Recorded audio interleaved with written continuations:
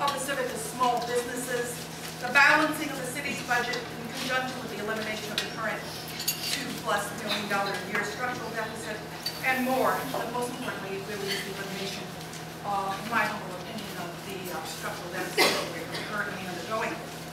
And Mary Ann will be here to cure all these in 20 minutes. And what gives her the background to cure in 20 minutes or less? Well, Mary Ann is a psychiatric nurse practitioner. She's board certified in 2 specialties within psychiatry. She has, I think, 2 master's degrees coming up.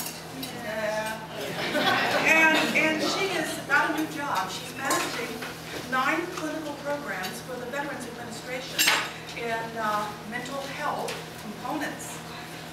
Her background includes, of course, being a member of the American Psychiatric Nurses Association, a conference coordinator and consultant for Galen Publishing, a partner in professional assault response training, which is a primary need in being mayor of this city. And she's on the clinical faculty of UC Davis, has been, and a conference coordinator for UC Davis also. We know her as a Blogfest chairperson. We know her as an all-around good gal. We know her as our neighbor, our friend, and she's everywhere. But she's here today. She's here today, and we welcome our new mayor, Mary Ann Nihart.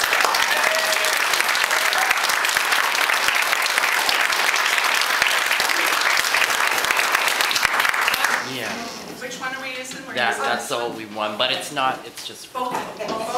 yeah. All right. As long as it works. Yeah. You know, I have done presentations in front of 3,000 physicians and psychologists where every nose hair is on a screen around the room, and I have not been as nervous as I was about this talk.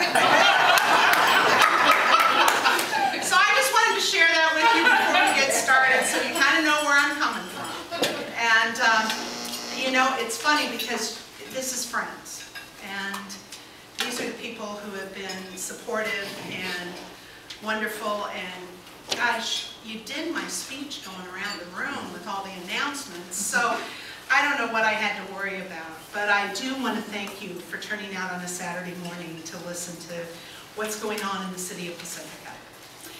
I also want to thank Barbara and the Pacifica Democrats for hosting this consistently year after year. We're given an opportunity to come to you and talk about what the conditions and the issues are within our city.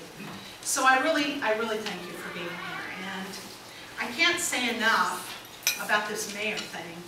It's really funny. You just wake up one day and you've got this title in front of you. Terry knows what I'm talking about, and other former mayors know what I mean. It's a title. You are just one of 5 people who have a few extra duties, okay? That's the extent of it. And one of those duties that I'm privileged to do sometimes is represent the city. And the city that I wasn't born and raised here like some of you, although I was born when you moved here. Just as a thought, Earl. It just dawned on me why every time I say hello to you, you grab my wrist and look at your watch. Just checking. But I just want you to understand that I have chosen this city. It's my home. I love the community. I love the people. I love absolutely every one of you, even when we don't agree. When we argue, when we fight, I get it, because you love Pacifica too. Truthfully, as a member of a team of 5, I think we all have mutual respect for each other, even though we have those differences of opinion. And that's what I want to continue to promote, and I want to promote it in the community. So, with that, I have some things that I wanted to say about sort of where we're at this point in time. And then I'm going to talk for maybe 15 minutes or so about those things. And then I'm going to open it up for questions, because I'm sure that you have questions in the audience, and I'll try to do my very best to answer those questions and tell you what's going on in our city. I do want to open by saying that Over the last 2 years of being on city council, attending meetings, literally walking the streets, no comments. You see and hear so much stuff. I mean, running for office, as Lynn well knows, and welcome to city council, you learn about the city in a way that you had no idea. Who knows where Short Street is? Who knows there's a house out on the inn, yeah, Sue, you should, out on the inn past the French patisserie, out on the coast there. Who knows that? Well, I'll tell you who knows that. It's city council members who have run for office and walked to every house in their precincts, talking door to door, because you find those folks. And when you do that, I can tell you there are 2 resources that I value more than anything else about this community. One, well, you're looking at it out the window. What a stunning view. Our coast, our beaches, our mountains, they're the envy of the county. Folks, these are treasures. They really are. But the other thing that I value so much are the people of Pacifica. The resources, the passion, the way you come together. We come together to conquer so many things. It's amazing. And when we do that and meet adversity head on, we always succeed. We do. When we fight and we're not together, that's when we have troubles. But when we come together and we meet a challenge head on, we succeed. Times over and over again. Thank you, Jim.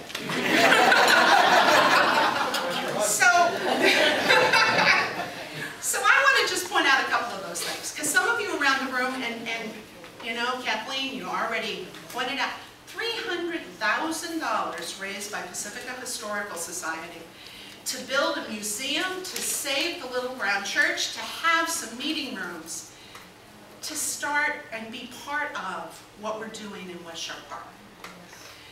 $250,000 raised in 1 year by Pacifica Education Foundation. They met a challenge, they looked at the challenge, they went after it, and now we have a 21st century teacher and curriculum, all funded by concerned citizens of this town, not just parents, people who value education and went after it. They've got another goal. They're going after their next $150,000 and more grant writing, but they are meeting the challenge every day. We have individuals in the Fog Fest. That Fog Fest